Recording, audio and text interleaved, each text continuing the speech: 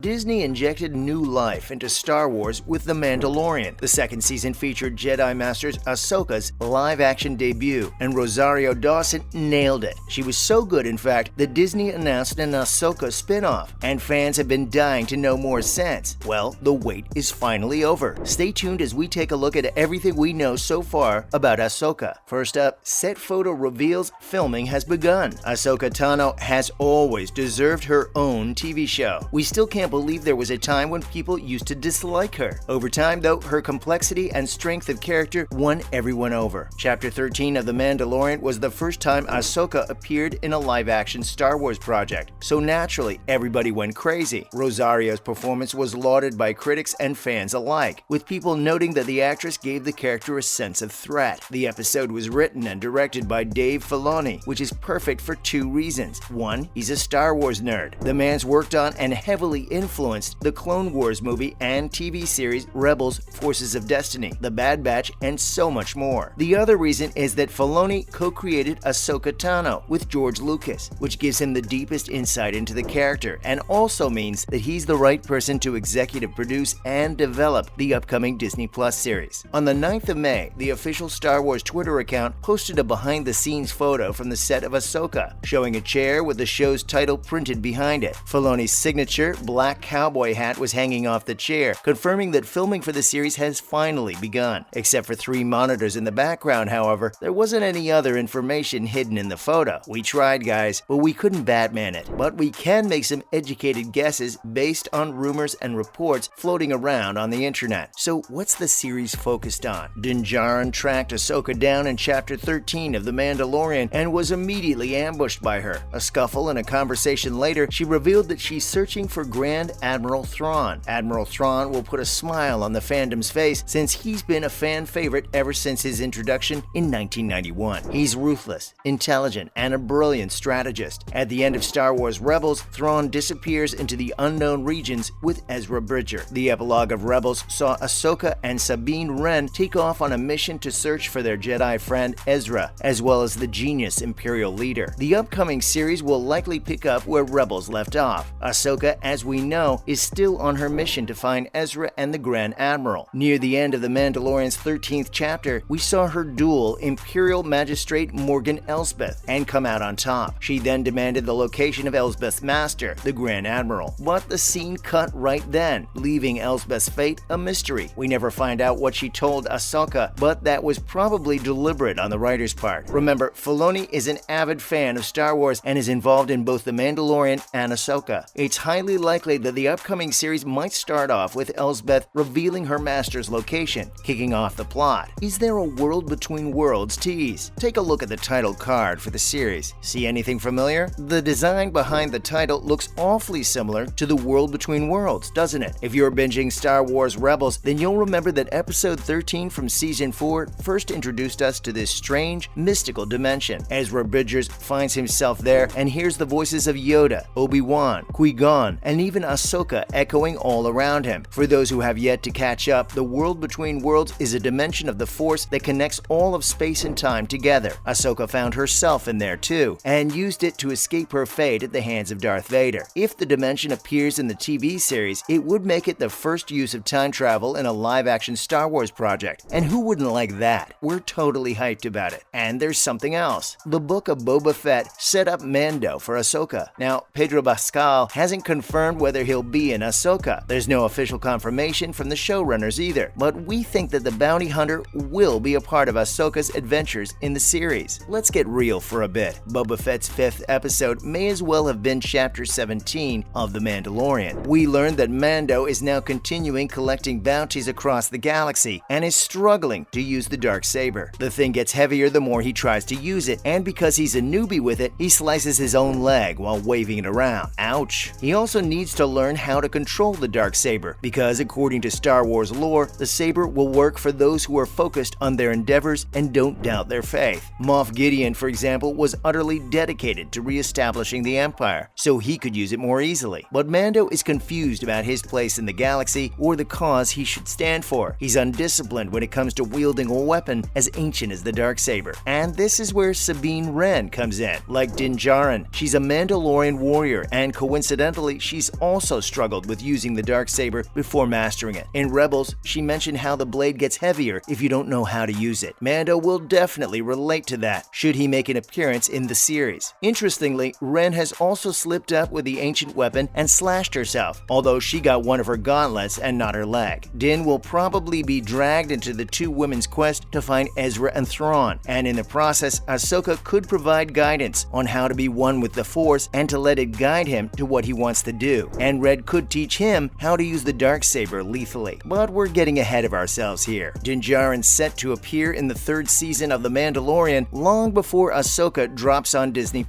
so he could probably learn how to control the saber then. But you never know. Dave Filoni's a genius when it comes to crafting Star Wars content, and we're sure he'll find a way to bring Mando organically into Ahsoka. Next, could Ahsoka replace Skywalker? The Grand Admiral Thrawn is a dangerous and cunning threat in the Star Wars universe. The Disney Plus shows might actually be building up to a new Thrawn trilogy that focuses on finding and defeating the Admiral. Now, we know Luke's been involved in both The Mandalorian and the Book of Boba Fett, and it's likely that he'll be returning in Ahsoka to aid her in finding the Admiral as well as Ezra. Luke's the OG for us, isn't he? He's a formidable Jedi warrior in both Disney Plus shows, and he rivals Ahsoka in terms of skill, but she's still his senior. Given her connection to Admiral Thrawn and the fact that she's actively searching for him, she's in a better position to take Luke's place as the main Jedi warrior going forward. While Luke, Din Djarin, and possibly Boba Fett will help Ahsoka in her mission, they'll likely be playing supporting roles, with Ahsoka front and center. She's got more invested in this situation, and she needs to find the Admiral in order to locate her friend Ezra. We think it's time for Ahsoka to take the reins from Luke and replace him as the most badass Jedi warrior in this part of the galaxy. We'll see it for ourselves, though, when the series drops on Disney Plus sometime in 2023. And now for other news. Bryce Dallas Howard hypes Star Wars fans. Howard, who's directed 2 episodes of The Mandalorian, revealed that fans of The Clone Wars are in for a surprise with the Ahsoka series. In an interview with Romper, she revealed that there's a huge reward in the upcoming series for the fans who've binged The Clone Wars. She refused to give anything else away, though, the tease. While the show doesn't have an official release date, filming's already begun, so we can expect some marketing to pop up as the year trucks along. But hey,